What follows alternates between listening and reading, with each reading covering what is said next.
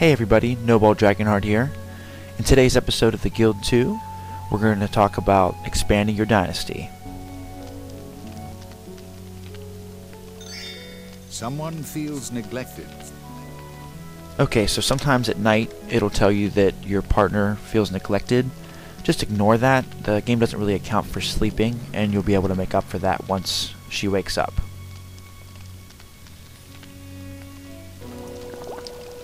Okay, so while we're waiting for her to wake up, we're just going to go ahead and work, gain some additional experience, and then once she wakes up, we'll go continue courting her.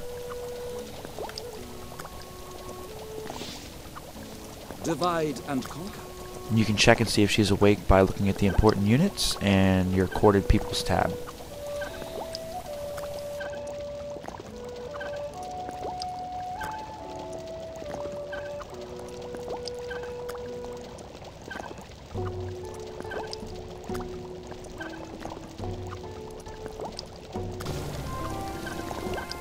Okay, so now she's awake, so what we're going to do is we're going to run off and embrace her. And when we do that, it'll break to another cutscene. Just like normal. In vino veritas. Gonna automatically run over. Oh, and she's right here, so perfect. We don't have to wait very long.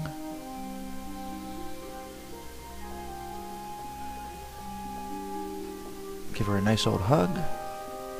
That was lovely, thank you. You're welcome. Okay, so the bar is still not full. It's almost full. So what we're going to do is we're going to go off back to our house and we're going to train for 2 in-game hours.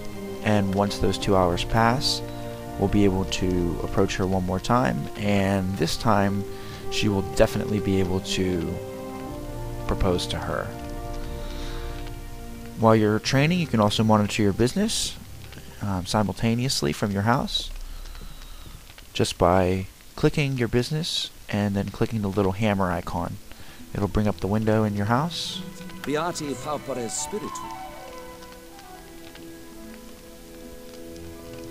Alright, not yet. Speed up time a little bit.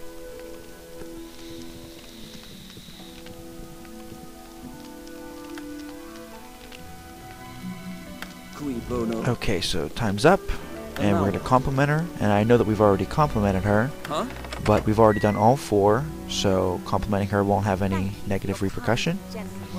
Sometimes they will be inside too, so don't panic if your guy runs off to the local inn. Once it prompts that someone has fallen in love with you, you'll be able to select the new option, Ask for Hand. When you select that, it'll break to another cutscene where your guy gets down on one knee and proposes to the other character. What do you say? Oh, please, marry me. Yes. After the character says yes, you'll be prompted with some new options of here and now or in the chapel. Or cancel, obviously. The chapel costs money, but it has a nice little ceremony for you, and it'll break to another cutscene.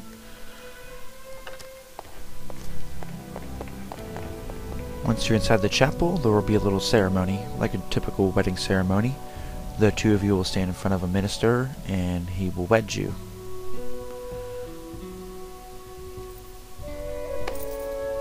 Some fancy music plays, and listen to the guy chat for a little bit.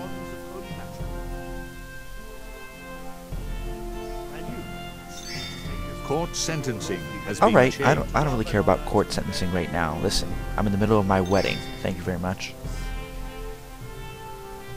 Stupid politicians always trying to get involved where they don't belong. And you should take this man to be your lawfully wedded husband, to love and honor till death do you part. So answer me. Yes. I like the random person standing in the back with the kid. Well, it looks like there's 2 kids.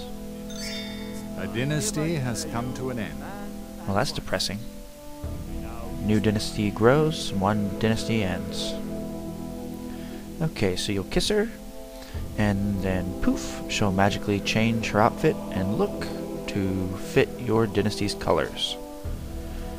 And please note, both of you gain experience from the wedding. So now that you're married, the first step is to spend the night together. Cheap little honeymoon in your hut. You hit the green button with the 2 hearts, and your character will approach your spouse, and then you'll head off into the bedchambers. And after a couple of minutes or so in game, your characters will wrap it up, and your wife will be pregnant.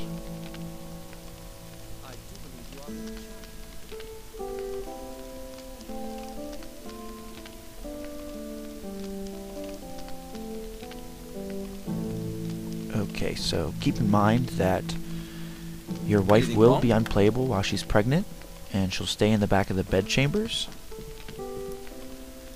So while you're waiting for her, you can send your character back off to work or wherever to pass some more time. Yes? Okay, so as I mentioned, you've gained experience from the wedding, and you've also gained experience from spending the night together, so you're going to want to put those points into both of your characters. And I've leveled up. Awesome. Okay, so I'm going to put some points in my wife's charisma, because I'm going to have her be running the church, so she's going to need charisma to be effective talking to people. So note there's a little white bar under your green health bar on your wife. That's her progress bar for while she's pregnant, and once that's full, she will have given birth to your new child. And once your child is born, they're automatically like a child that's running around, so there's no baby, and you don't even have to really do anything with the child. It's not like The Sims. So there's a pop-up where you'll name your child. It'll tell you if you've given birth to a son or daughter, so you pick a name. Once you name them, just click accept, and now your wife will be playable again. So while I have my character working, I'm going to send my wife to take out a loan. This is because I wanted to purchase that church, and I don't have enough money at the time. So let's see how much the church is now, because it usually goes up over turns. Ooh, geez, it's 8,700 now, so I'm going to need 8,700 gold, and I don't even have 2,000 yet, so... Alright, so I'm going to bring up the map, and I'm going to locate what is called the Guild House. And I'm going to send my wife down there to take out our first loan.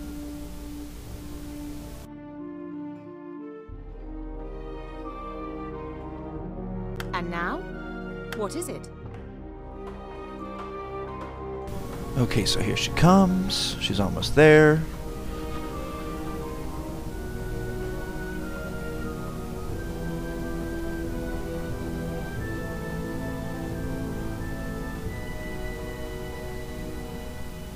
Okay, so once you're at the guild house, you'll see a bunch of new options for your character. So let's go inside. Okay, so at the guild house, you can take out loans. You can purchase alderman chains, which give your character a bonus for your respective professions. There's also guild orders that you can fill that will, get you some extra money. There's manufacturing instructions that you can purchase to unlock certain items. And you can also view the guild masters that are from your town from here, which eventually, hopefully, will be you. Maybe you and your wife, if you're different professions. Okay, so when you're taking out the loan, you're going to have 3 different options. There's going to be 3 different amounts. And those 3 amounts vary by 3 different terms of repayment. Typically, it's 1 turn, 2 turns, and 4 turns. 4 turns will be your cheapest one, and 1 turn will be your most expensive one. So I'm going to go in the middle here, and we're going to take out one for 2 turns. You have taken out a loan. And so I'll have 2 turns to repay my $1,900. Now I obviously still don't have enough to buy the church, but this will help, and I'm going to try to earn some more money at my shop to make up the difference. You have to note that item prices vary by town. So my herbs here might be worth more in one of the other towns. So I'm going to take a look at that by right-clicking the item that I want to find out. Okay, and as you see, the other towns are a little bit more for selling. This will be indicated by color as well. So the greener they are, the better price it is. So I'm going to load these in my cart, and I'm going to send my cart to that town's market. It's very easy to send your cart to another market. It's as simple as moving your character. Where would you like to Just go? left-click the cart and right-click the destination. And you can do that from your quick menu over here on the right as well. So left-click, Already on my way. right-click, and they're going to move out. And it'll take some time for them to get over there. Just be very careful that if you're moving a cart with a lot of valuable goods, you might want to put a guard on it, because robbers will try to ransack you sometimes, and if you don't have a guard, you automatically lose your goods. Even sometimes with a guard, it's not enough. Okay, so while we're waiting for him to head over there... A settlement is developed and therefore received new right under its charter.